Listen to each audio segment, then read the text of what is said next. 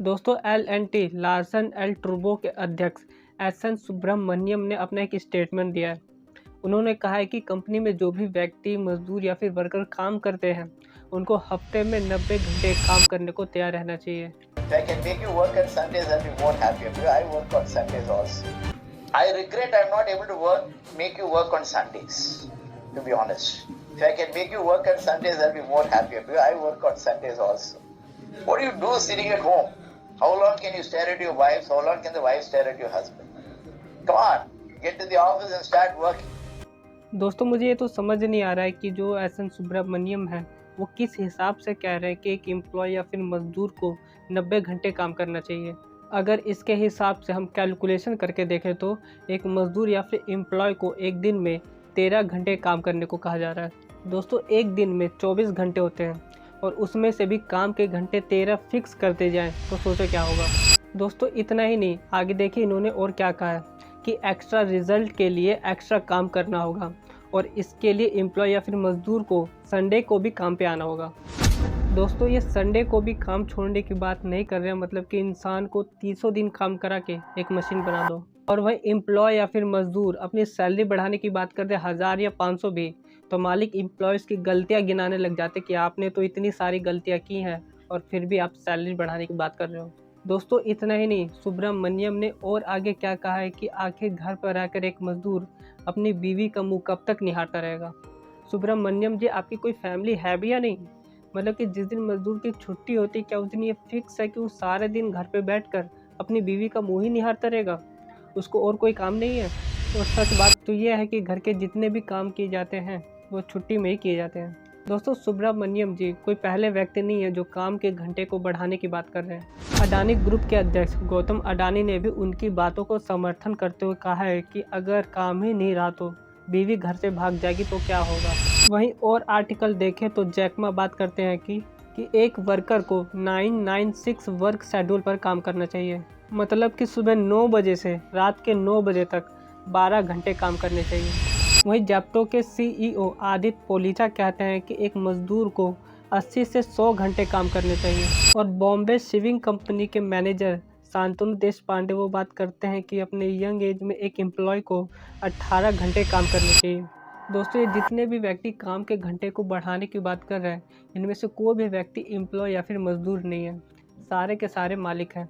और दोस्तों जो मालिक होता है वो कभी भी एम्प्लॉय या फिर मजदूर की फीलिंग को नहीं समझता है कि वह मजदूर काम कैसे कर रहा है। मालिक को एक ही चीज़ समझ आती है कि मैं पैसे दे रहा हूँ तो वह व्यक्ति काम कर रहा है, और वो उस काम को कैसे करेगा, उस काम में कितना रिस्क है, इस बात से मालिक को कोई फ़र्क नहीं पड़ता। अब दोस्तों अंतर्राष्ट्रीय श्रम संगठन 2024 की रिपोर्ट देखिए। रिपोर्ट के अनुसार दुनिया की 10 सबसे बड़ी अर्थव्यवस्थाओं में भारतीय एम्प्लॉय सबसे ज़्यादा काम करते हैं और भारत के प्रति सप्ताह काम के घंटे 46.7 है। वहीं चीन में 46.1 है, ब्राज़ील में 39 घंटे, अमेरिका में 38 घंटे, जापान में 36.6 घंटे, ब्रिटेन में 35.5 घंटे, फ्रांस में 35.9 घंटे, जर्मनी में 34.2 घंटे और कनाडा में 32.5 घंटे।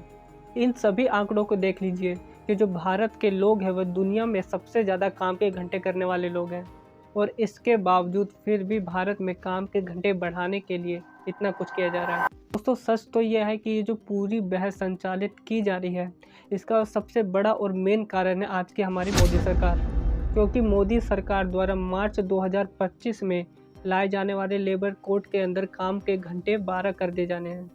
दोस्तों मोदी सरकार ऐसा इसलिए कर रही है कि जो कोरोना काल में भारतीय बड़े बड़े उद्योगपतियों को जो बहुत सारा नुकसान हो गया था उसकी भरपाई हमारी मोदी सरकार काम के घंटे को बढ़ाकर करेगी। अब दोस्तों मैं आपको एक और डाटा दिखाता हूँ कि जो हमसे ज़्यादा विकसित देश हैं वो AI आर्टिफिशियल इंटेलिजेंस टेक्नोलॉजी का यूज़ करके काम के घंटे को घटा रही है, और वहीं हमारे भारत में इसका उल्टा हो रहा है। साउथ चाइना मॉर्निंग पोस्ट की एक रिपोर्ट के अनुसार जहां जापान में वर्ष 2000 में काम के घंटे 1839 थे, वहीं उसने 2022 में घटाकर 1629 घंटे सालाना कर दिए। और इससे आप अंदाज़ा लगा लीजिए कि जापान कितना विकसित देश है। वहीं दोस्तों ऑटोनोमी की रिपोर्ट के अनुसार आर्टिफिशियल इंटेलिजेंस आने के बाद ब्रिटेन में 88% कंपनियां अपने कर्मचारियों के काम के घंटे 10% तक कम कर रही है। अब दोस्तों कुल मिलाकर कहा जाए तो दुनिया में काम के घंटे को कम करने की दिशा पे काम हो रहा है। वहीं भारत में पहले से इतने ज़्यादा काम के घंटे हैं उसे और बढ़ाने की वकालत की जा रही है। दोस्तों देश में महंगाई और बेरोज़गारी पहले से ही है और इतनी महंगाई में मजदूरों की मजबूरियों का फ़ायदा उठाकर काम के घंटे 12 करने के कानून बनाए जा रहे हैं। अगर दोस्तों इस काम के घंटे बढ़ाने को संविधान की दृष्टि से देखें तो ये अनुच्छेद 21, 42 और 43 का उल्लंघन कर रही है। अनुच्छेद 21 जो हमें आज़ादी से जीने का अधिकार देता है, वहीं यह काम के घंटे बढ़ जाने से आज़ादी छिन जाएगी क्योंकि लोग जो है बेमन से काम करेंगे, मन से नहीं। अब दोस्तों मैं आपको एक और रिपोर्ट दिखाता हूँ कि ज़्यादा देर तक काम करने से क्या क्या नुकसान होता है और कितने लोगों की जान गई है। दोस्तों WHO की रिपोर्ट देखिए।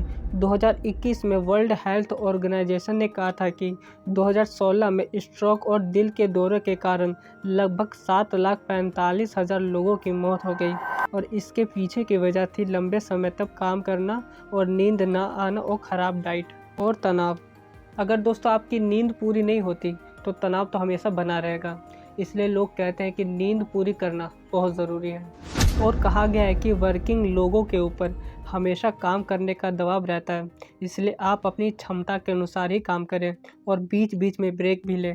अब दोस्तों इस रिपोर्ट में एक और अच्छी बात कही गई है कि अगर आपको एक हेल्दी और अच्छे से लाइफस्टाइल जीना है तो आपको 8-8-8 शेड्यूल पर काम करना होगा, जिसमें 8 घंटे आपको काम करना है, 8 घंटे आपको सोना है और 8 घंटे अपनी फैमिली को देना है। इससे एक बैलेंस लाइफ बनी रहती है और स्ट्रेस लेवल भी कम होता है।